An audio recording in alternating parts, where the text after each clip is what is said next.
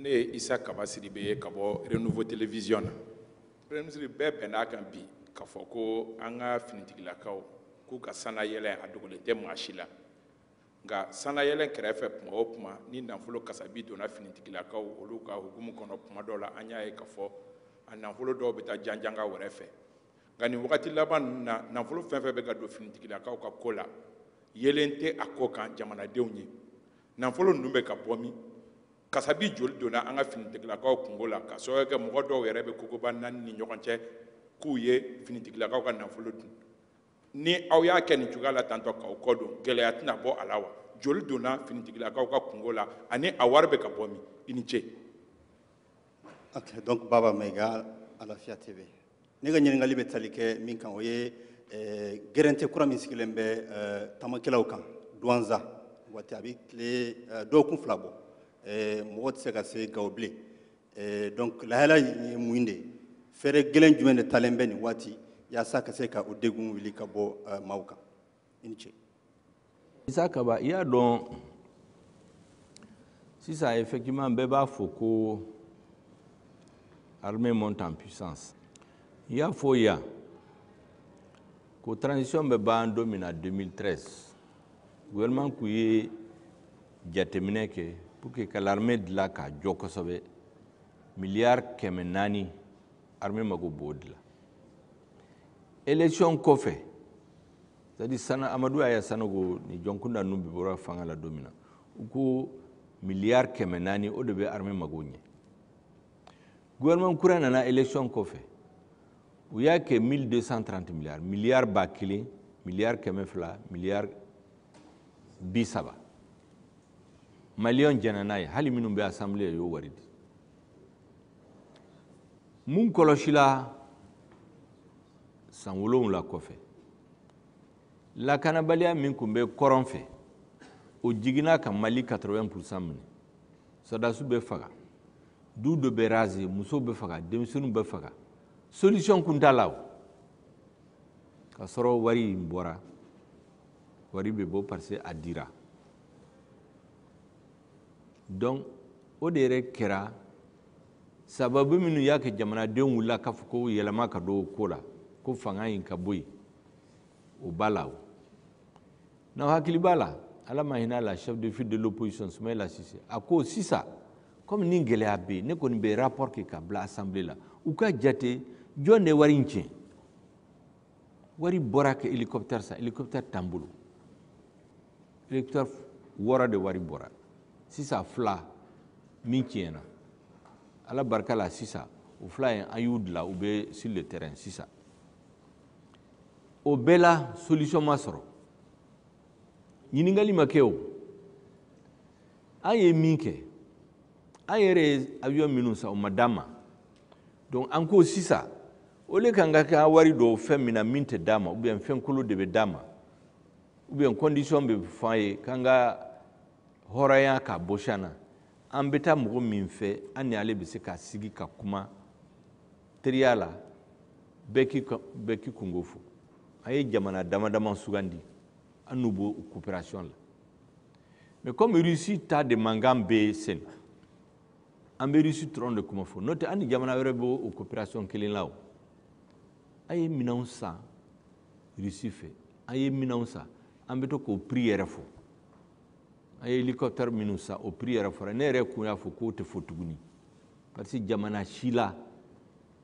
i bɛ se k'a fɔ en gros min bɛ se ka don armée la mais k'a détail di maa si t'a kɛ pour que k'a yira u la ko wariba de bɛ don armée la parce que sécurité lakana de ye problème fɔlɔ-fɔlɔ ni lakana tɛ yen foyi tɛ se ka kɛ o par exemple gouvernement bɛ a ka voyage ni dépense caman kɛ an y'u bɛɛ bɔ a la kelen kelen an ye économie min kɛ train de vie de l'état fɛ parce que président y'o ɲini a y'a exiger gouvernement fɛ miliyari 100 ani kɔ o miliyari 100 ani kɔ miliyari 50 de dira armée ma tuguni k'a ka budget renforcer o kɔfɛ an taara ka miliyari 20 fara kan 70 miliyari o dira armée ma a wari tɔ a dɔra santé la ka don école la écoleso 2000 k'u réhabiliter ka don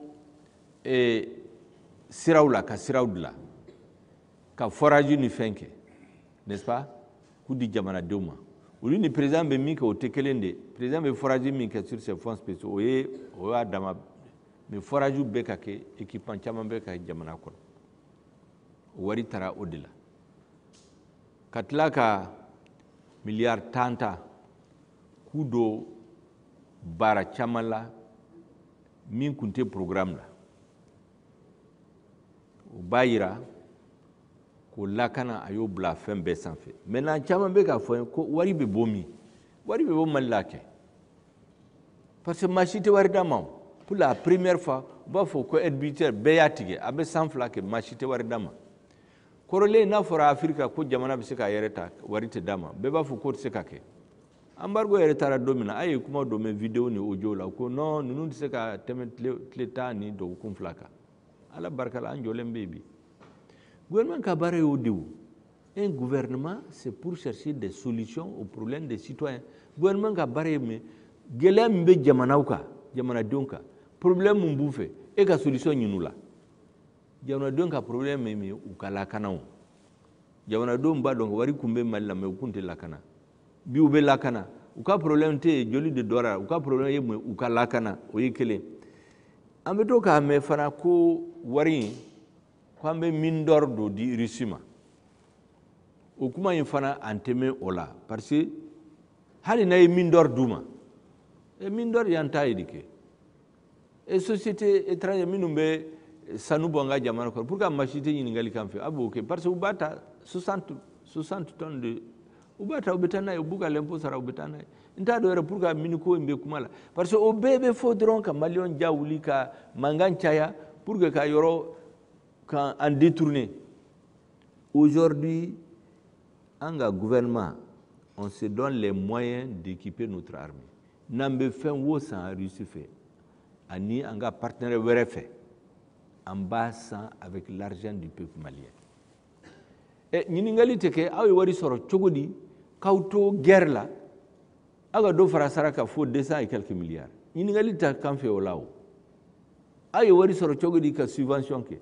O kɛra dɔrɔn parce que wari min bɛ Mali la a kun bɛ tiɲɛ o tiɲɛni caman don kun bɛ Mali la an y'o dɔ bɔ o de la o dɔ bɔra o de la o donc c'est la gestion rigoureuse des finances de l'État président ko bonne gouvernance ani réduction du train de vie de l'État maintenant douanza sira in a tigɛra aw y'a dɔn yɔrɔ caman la terrorisme ni armée bɛ kɛlɛ la bɛɛ k'i labɛn i b'i labɛn cogo min na i t'a fɔ an bɛ taa mura minɛ don min na mura ye san caman kɛ maa si se ka taa yen terroriste bɛ denw ta u b'u forcer ka taa u former k'u ka soldats ye a bɛ yakari u bɛ musow minɛ mɔgɔw la ka taa n'u ye maa si se ka foyi kɛ armée y'a labɛn waati caman ka taa u ci mankan wulila o kɔfɛ ko an bɛ ka jamanadenw de faga yɔrɔ o yɔrɔ ni gɛlɛya b'a la n bɛ se ka garanti kelen d'a ma an ka ɲɛmɔgɔw soldats ɲɛw bɛɛ k'i labɛn u bɛ labɛn min kan a kuma tɛ se ka bɔ kɛnɛ kan parce que an b'a dɔn ko ka continuer ka sira tigɛ solution t'a la o tɛ laban o terroriste ka base kɔrɔlen u ka base de b'u bolo u ka carburant bɛ yen u b'u ka machine réparer u bɛ dumuni kɛ u bɛ ka fɛn bɛɛ o base ninnu bɛɛ détruira sisan armée y'u bɛɛ ci a caman bolila ka taa jamanaw to la donc u tora mɔgɔ dama dama u bɛ bin citoyen kan u bɛ sira tigɛ ou bien u bɛ bin du dɔ kan u bɛ mɔgɔw gɛn u bɛ dɔ faga o fana le commandement militaire est en train de trouver la solution à ça aussi